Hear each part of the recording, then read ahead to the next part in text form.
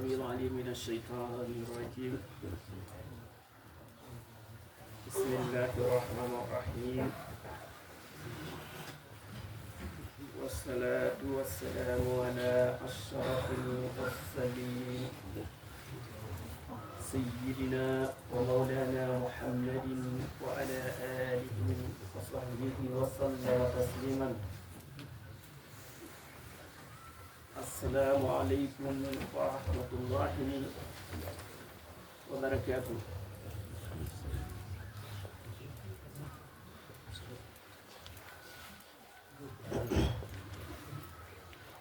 Chers frères, nous étions sur les salades jusqu'à présent.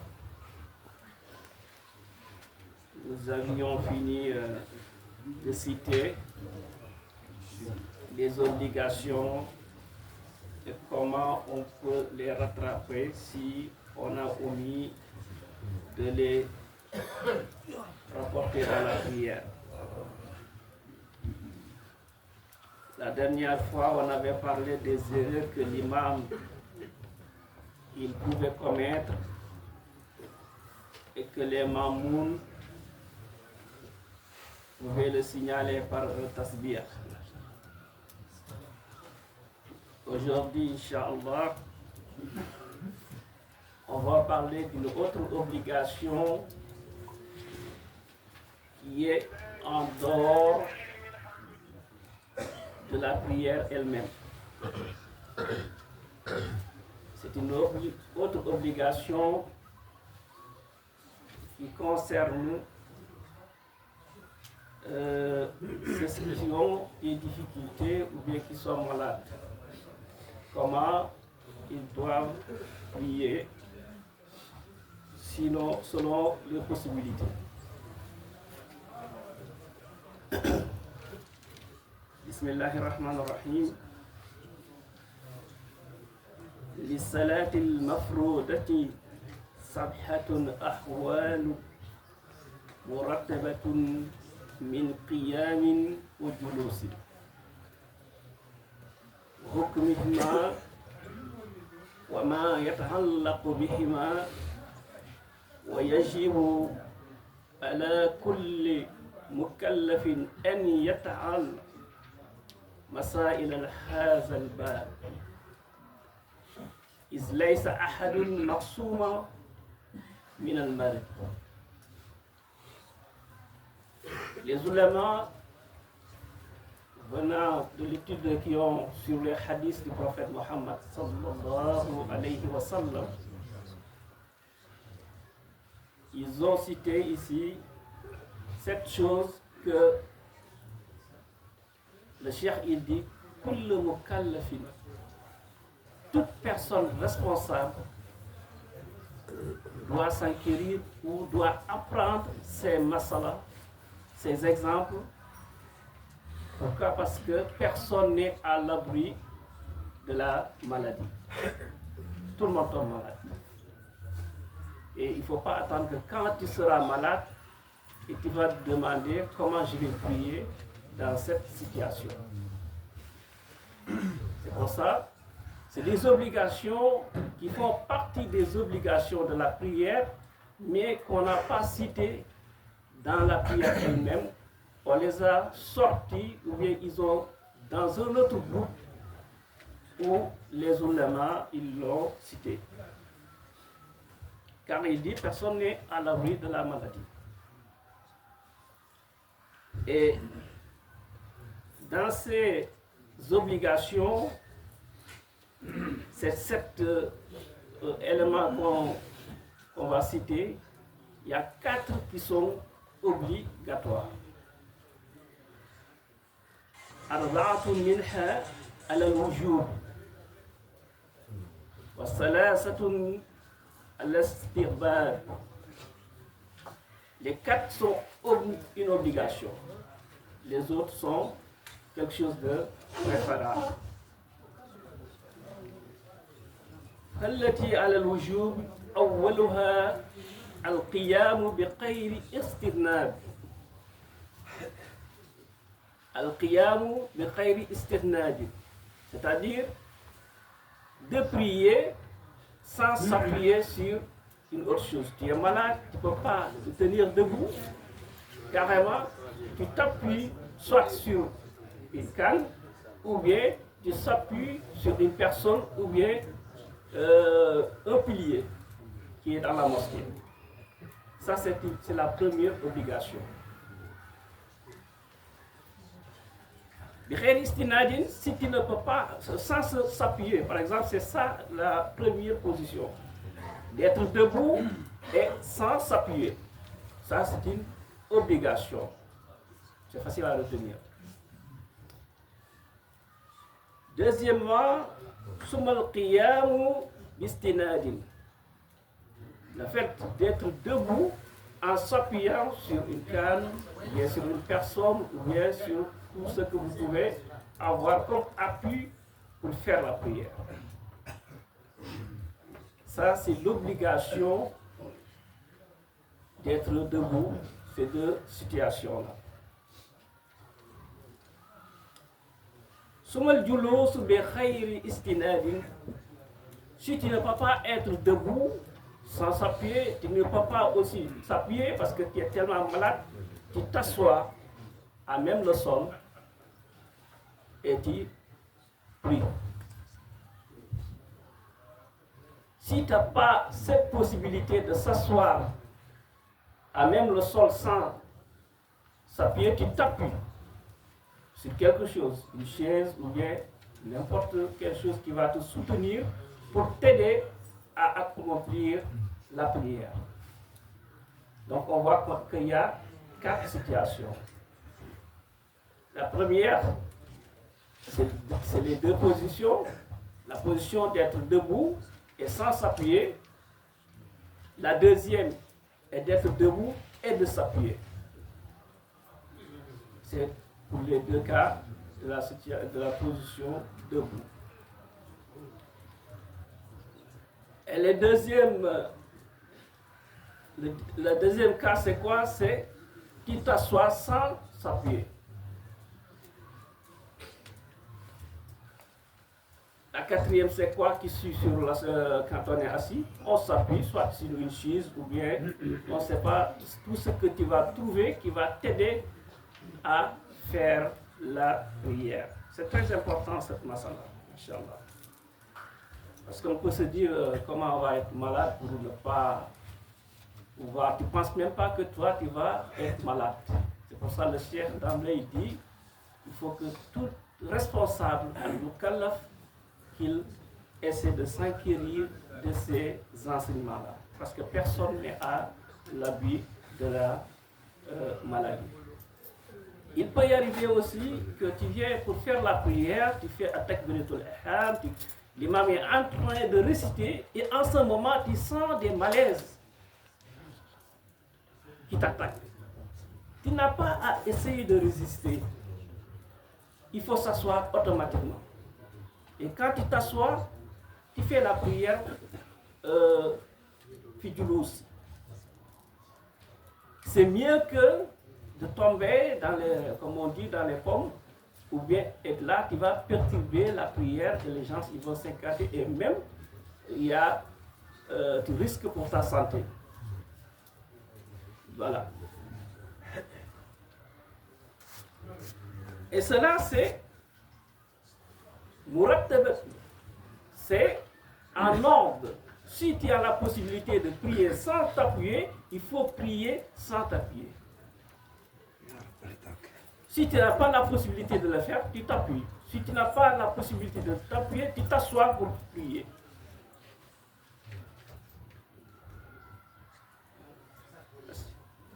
Et si aussi, quand tu es assis, tu ne peux pas s'asseoir sans t'appuyer, tu t'appuies. Et après, sans se soutenir sur quelque chose. Voilà les deux positions qui ont été citées par les fuqaha pour la prière de celui qui est malade.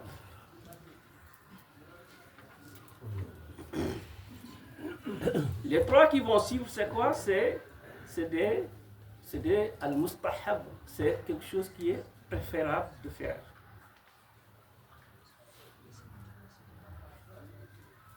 ثم جلوس بالاستناد بالترتيب فالترتيب بين الحازي الأربعة على الوجوب إذا قدر على حالة منها. Car aussi, il faut se mettre dans la tête que quand tu as une possibilité, tu peux faire cette possibilité et tu délaisses cette possibilité pour chercher la facilité, ta prière va être nulle. C'est ce que le prophète Mohammed sallallahu alayhi wa sallam il a enseigné. Maintenant aussi, il y a quelque chose qui peut arriver quand quelqu'un il est en train de prier et qu'il s'appuie sur un pilier ou bien tout ce que vous voulez. Si ce pilier dont il s'est appuyé est tombé, sans que lui il ne tombe pas, sa prière reste valable. Mais si par contre il s'était appuyé sur quelque chose alors que celle-ci est tombée, sa prière va être nulle. Et cela de la même manière que nos frères qui sont assis sur les chaises, sur la chaise se cassent et qui tombent, sa prière va être nulle. Il va être obligé de reprendre sa prière.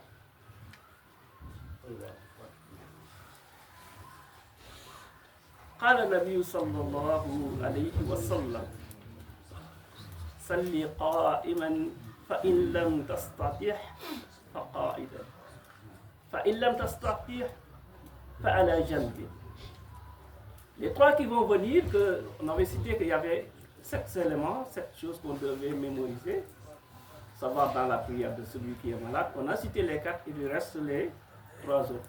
Si on ne peut pas faire ces 4-là, on est tellement malade qu'on ne peut pas se tenir debout, qu'on ne peut pas se soutenir, qu'on ne peut pas s'asseoir, ni faire la prière, on fait la prière couchée, en étant couché. Si tu ne peux pas t'orienter vers le Kaaba, tu le fais sur la position que tu peux. Mais il faut la prière, il faut qu'on la fasse. Et là, tu pries sur le côté droit.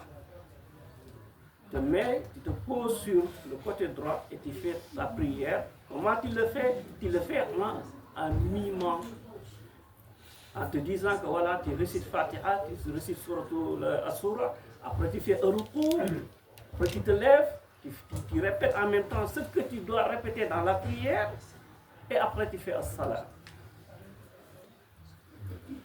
Si tu ne peux pas prier sur le côté droit, tu pries sur le côté gauche. Tu fais de la même manière. Si tu n'as pas cette possibilité, tu ne peux pas tourner ni à gauche ni à droite, tu pries sur le dos. Tu fais comme on a dit, tu récites ce que tu dois réciter. Mais jamais en position inverse, c'est-à-dire, je ne sais pas comment on appelle, tu te couches sur le ventre. Ça, le prophète Mohammed sallallahu alayhi wa sallam, il a interdit à ce que nous, qu'on se couche sur le ventre. Sinon, on est fatigué, mais on n'est pas en train de dormir, on le fait, il a précisé, pour soit faire des retirements, ou bien se soulager d'un mal, on peut se coucher sur le ventre quelques minutes, mais pas dormir avec. Ça, il faut que le musulman, il ne doit pas dormir sur le ventre. C'est formellement interdit. Il faut se coucher sur le droit, gauche ou bien sur le dos, mais pas sur le ventre. Il a dit dans un autre hadith que c'est la position des damnés. Donc c'est ces 7 éléments qu'on doit prier si on est malade. Quand la maladie elle vient, elle ne nous avertit pas, Masha'Allah. Qu'Allah soigne ceux qui sont malades. La yukallifu Allahu nafsan illa wusaha. Il n'est tenu de faire ce qu'il ne peut pas faire. Mais tu accomplis ta prière. Et dans ce masala, Inch'Allah, je vais profiter un petit peu Parce que dans les mosquées, on voit comme nos frères là qui sont assis sur les tabourets pour faire la prière. Dans l'époque du prophète Mohammed sallallahu alayhi wa sallam, ça n'existait pas. Mais c'est quelque chose qui aide nos frères qui sont malades, qui ne peuvent pas prier sans s'asseoir, qu'ils le font. Mais d'abord, il faut se tenir debout. Quand on récite à Sourate al-Fatiha, la position debout, il faut la respecter. Après, tu fais un recours. Mais il y a quand même des choses qu'on devrait dans les mosquées un petit peu réglementer.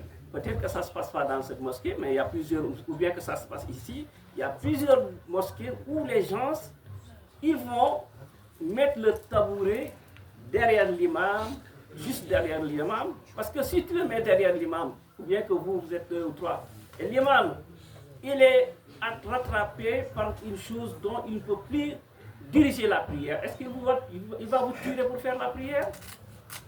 Non.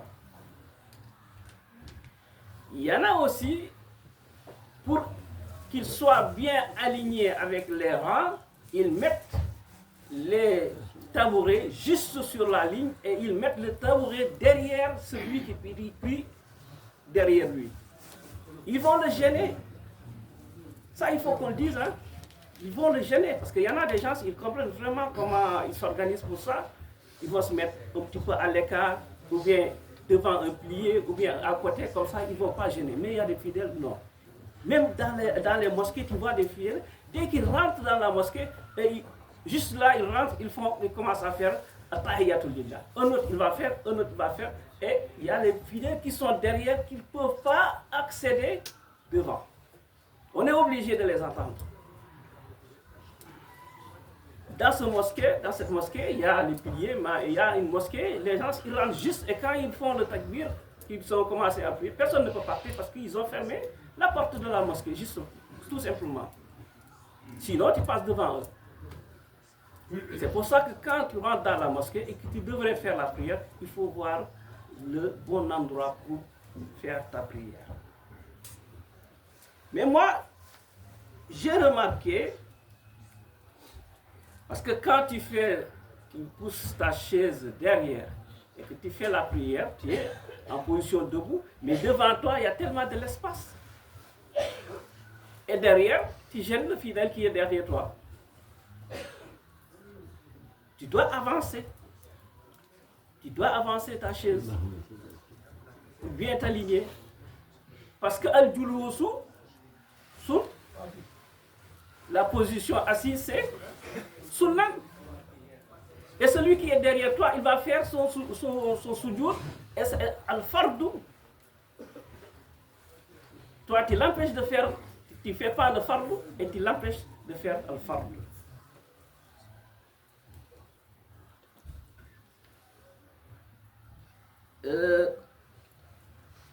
Dans les chaises aussi, pour ceux qui prient qui sont assis dans les chaises, pour moi, ça c'est ma parole, hein. C'est ma conviction, c'est les remarques que je fais parce que souvent, peut-être, il y a des gens qui sont assis sur les chaises, mais ils peuvent faire le sujoud. Pourquoi délaisser ce sujoud? Le sujoud, c'est un fardoun. Mais en dehors d'être une obligation, fardoun, c'est quelque chose qui te rapproche de Allah subhanahu wa ta'ala. Le prophète Mohammed sallallahu alayhi wa sallam a dit, tu es plus proche de Allah quand tu es en situation de sujoud. Et tu le délaisses. Si tu es malade, moi c'est le verset que j'ai cité. La yukallifu lahu nafsan illa wus'aha. Si tu ne peux pas, il n'y a pas de problème. Mais si tu peux le faire, mais il faut le faire. Tu fais le sujoud. Au moins, il y a deux fards. Et quand Allah subhanahu wa ta'ala, il a cité la prière, qu'est-ce qu'il a dit? Ya ayyuhallazina amanu irka'u wasjudu. La forme de la prière, c'est quoi? Un ruku ou sujoud. Quand vous faites vous qui croyez, quand vous faites la prière, comment dirais-je, faites le recours et faites le sujoud.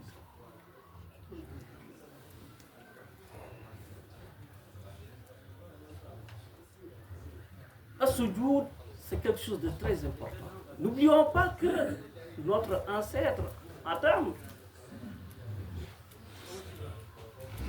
quand Shaitan avait refusé de faire cette prosternation devant Adam, c'est ça qui lui a valu d'être radié définitivement de la royaume de Allah subhanahu wa ta'ala. C'est à cause de ça. Et quand le fidèle il est en position de sujoud, Shaitan il fuit. Yaqi. Car qu'est-ce qu'il va dire? Ya inna Adam amartuka bisujud fasajud. Allah t'a demandé de se prosterner et toi tu te prosternes. Et cela, qu'est-ce que ça va te valoir de rentrer au paradis? Le sujoud, c'est très important dans la prière. Ruku et sujoud sont deux piliers très importants dans la prière. Le prophète Mohammed sallallahu alayhi wa sallam nous dit aqrabu ma yakunu habdu min rabbihi wa huwa sajid. La position où le serviteur d'Allah est plus proche de son Seigneur Allah subhanahu wa ta'ala, c'est quand il est en position de sujoud. Donc, ceux qui peuvent le faire, ils n'ont qu'à faire le sujoud. Ils peuvent, il y a de l'espace, même si tu le fais en difficulté et que tu n'as pas recours, fais-le. Même si pas de sujoud, tu fais le seul sujoud. Ça fait partie, c'est bien. Et dans ce sujoud, le prophète Mohammed sallallahu alayhi wa sallam nous a recommandé dans le ruku et dans le sujoud de fa'amma ruku fa'azimu fihi rabba azza wa jalla. Quand on est en ruku, on magnifie, on glorifie notre Seigneur Allah subhanahu wa ta'ala. Amma sujudu fashta'idu fi du'a. Et quand on est en position de sujoud, on fait des doigts pour sa personne, pour sa famille, pour les défunts, pour ceux qui sont, machallah, à Gaza, qu'Allah les soutienne, qu'Allah les vienne en aide. Pour tous ceux qui sont dans qui sont musulmans, ils sont un peu partout, ils ont des maladies, ils ont des problèmes, ils sont dans la guerre, qu'Allah subhanahu wa ta'ala les vienne en secours. Et dans cette position, le prophète Mohammed sallallahu alayhi wa sallam dit, assurez-vous que les prières que vous demandez en position sujoud sont acceptées par Allah. Ayez la certitude que la prière que vous demandez, Allah subhanahu wa ta'ala, il l'accepte. Allah ne refuse pas les prières du musulman. On doit préciser quoi? Les prières, ce n'est pas ce que tu demandes réellement que ce que Allah te donne. Il y a dans un hadith, le prophète Mohammed sallallahu alayhi wa sallam, il va nous dire que Allah, fil yawm al-qiyam, il va mettre sa main sur toi. Il va te dire, tu ne m'avais pas demandé, telle chose. Je dis, Allah. Tu l'avais vu? Tu dis, non, je ne l'avais pas vu. Je le regarde à côté. J'étais épargné à Jahannam par cela. J'étais épargné par la maladie par cette prière. Il n'y a pas une seule prière que Allah subhanahu wa ta'ala d'un musulman qui le rejette. Si la prière a été faite en bonne intention pour le bien. C'est pour ça qu'il nous interdit de ne pas prier sur des choses qui ne sont pas bonnes. Donc voilà, c'est le dars d'aujourd'hui, machallah, que nous voulions rappeler aux fidèles qui prie sur qui sont malades, qu'Allah le retourne de santé, qu'Allah leur accorde vraiment التوفيق. ربنا تقبل منا انك انت السميع العليم وتب علينا انك انت الغفور الرحيم واغفر لي وارحمني وانت ارحم الراحمين. اللهم لا تدع لنا ذنبا الا غفرته ولا هما الا فرجته ولا دينا الا قضيته ولا مريدا الا شفيته ولا حاجة من حوائج الدنيا والآخرة إلا قضيتها يا أرحم الراحمين. وصلي على النبي وسلم واحدي به حاجة كل مسلمين. سبحان ربك رب العزة عما يصفون وسلام على المرسلين والحمد لله رب العالمين.